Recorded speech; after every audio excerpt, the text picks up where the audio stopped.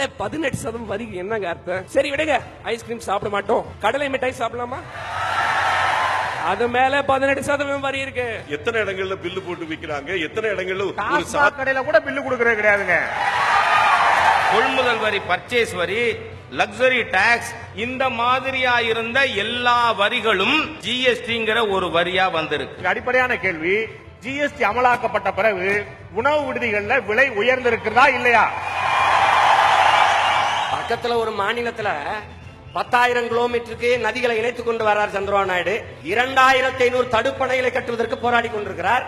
இங்க 3,500 டாஸ்மாக் கடைகளை திறக்க போராடி கொண்டிருக்கிறார்.